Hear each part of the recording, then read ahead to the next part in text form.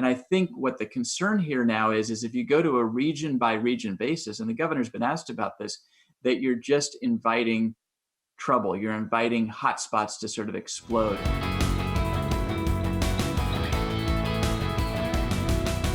Hi, I'm Scott Leadingham. Thanks for joining us here in the unique Northwest. And it is certainly a unique time, as we are all well aware by now. And joining us today is Anna King in the Tri-Cities. Thank you for joining us today, Anna. Hi, Scott. So, Anna, we are first going to talk about the current time by going back in time to a story that you reported several months ago at this point, really at the beginning of all the coronavirus news as it was happening in the US, but more so in China, how exports from the US were being affected by the situation in China. And I just wonder now, can we check in a little bit now on what was going on then and the differences now?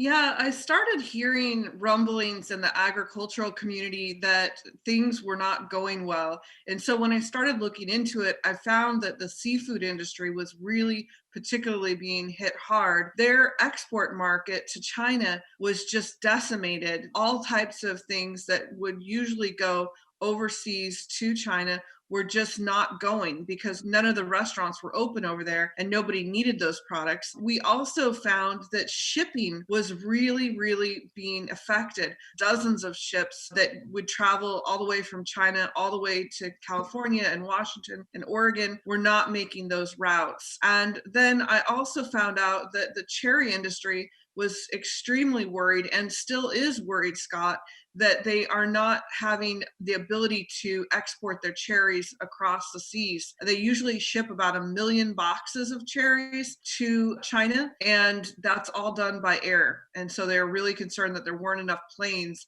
to put cherries on, and they're still concerned.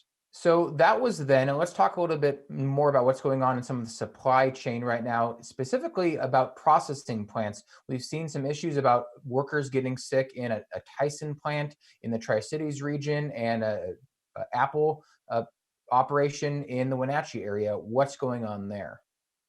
So there's Tyson Foods is the beef packing plant near Pasco, Washington. It has nearly 100 confirmed cases of COVID-19. Stemilt Ag Services up in East Wenatchee has 36 confirmed cases so far. Now those numbers are changing rapidly, but both companies are grappling with how to protect their other workers and to contain the spread of the coronavirus. You know, they're really worried that they're an essential business, that they need to keep producing food for the nation and not shut down. But then how do they also keep their workers safe? They're doing things like extra cleaning. They're putting up clear dividers and partitions between workers to try to keep them more separated. But it's hard to know if this will contain the spread of the coronavirus within these plants. You know, Tyson packs 20% of the nation's beef, pork, and chicken that Americans eat in the whole nation.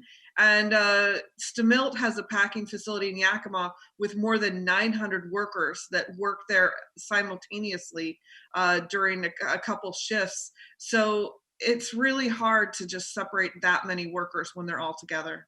Anna, there is potential for other sorts of disruptions in agricultural products from the Northwest. You've covered a little bit about that. Potatoes, asparagus. What have you seen there with those farmers? Yeah, some of the most affected farmers that I've seen are potato farmers.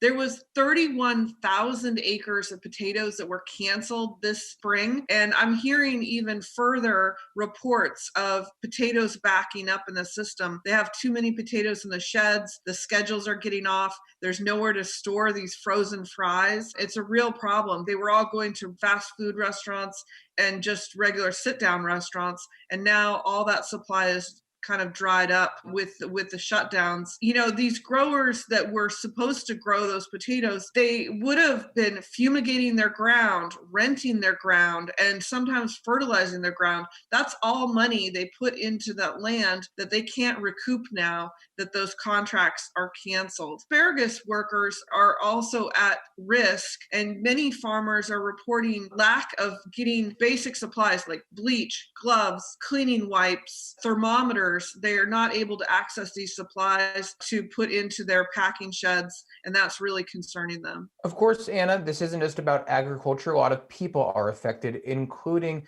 Native American tribes and their funeral traditions. And you've covered a little bit about that. Tell us what you heard specifically about the Umatilla tribe.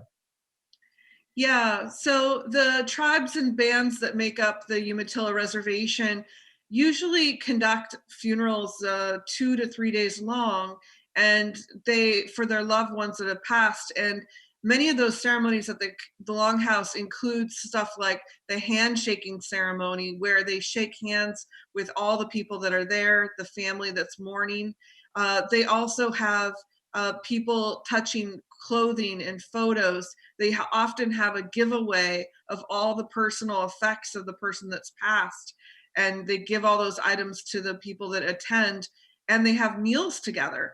And those are all having to be severely abbreviated, and it's very hurtful to the tribes. When I talked to Armin Minthorn, who is the spiritual leader of those tribes, when he was talking, his voice was shaking and he was just really emotional. You could tell how much it's really hurting them. A lot of people affected by this, the tribes, the farmers, the growers, the farm workers, and everyone out there in the region. And we thank you for bringing this reporting to us, Anna. Have a good day. Thanks for having me on, Scott. We turn now to correspondent Austin Jenkins in Olympia. Thanks for joining us today, Austin. Thanks for having me, Scott. So, Austin, there's been a lot of developments recently. They seem to change not just by the day, but almost by the hour or minute. So we will try to stay specifically away from numbers and things like that that might change quickly. But recently, Governor Jay Inslee outlined what he called a road to recovery for Washington State, getting back to some sense of normal, but warned that things won't happen quickly, and even not probably by May 4th, the original day to end a lot of these measures. What did Governor Inslee recently say?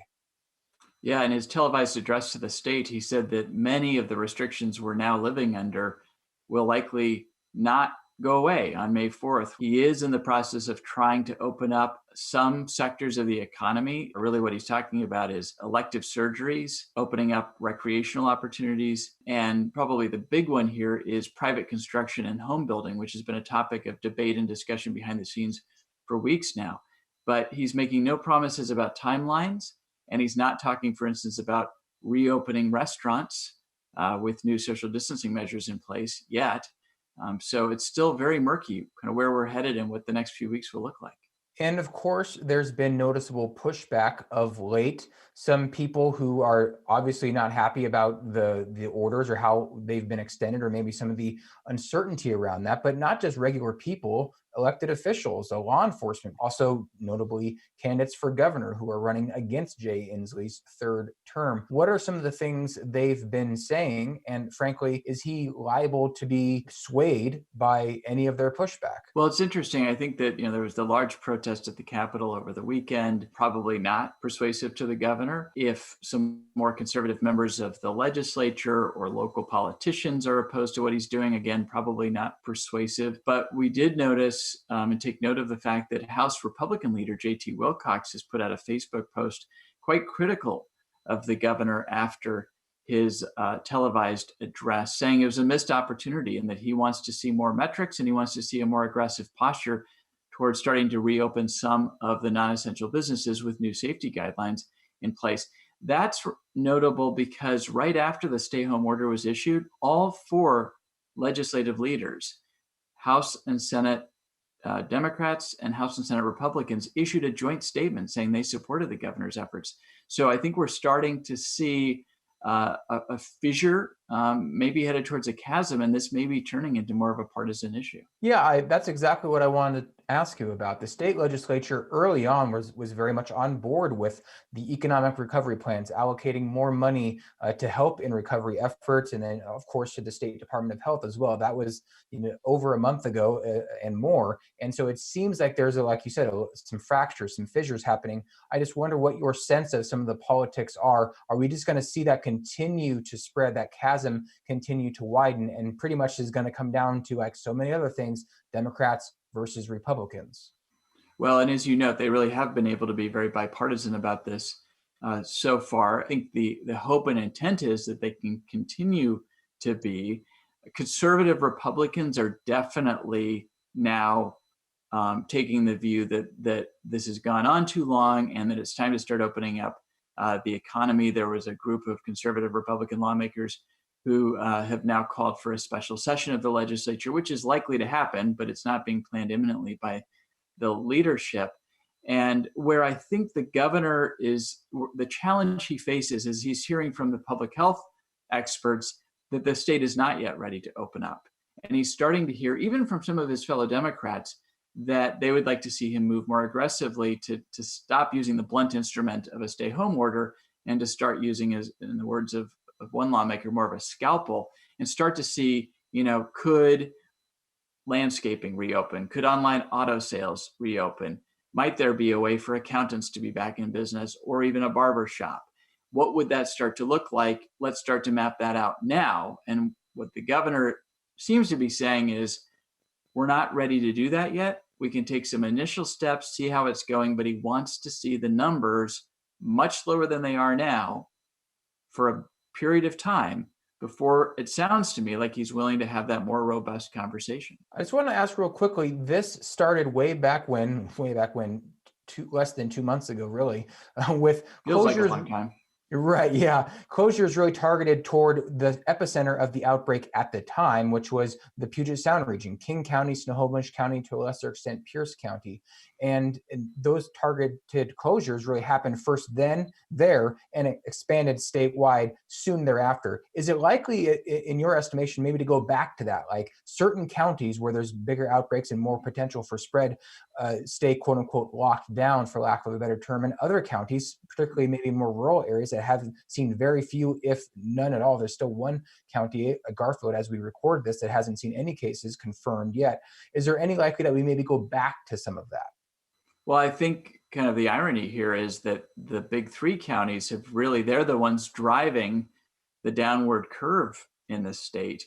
And part of the concern right now is that if you look statewide, it might look like we're on that trajectory. But if you start to drill down, there are still areas of the state, some of them more rural, where the numbers, if they're not still climbing, they maybe have just plateaued. Franklin County, you mentioned that example, the county commissioners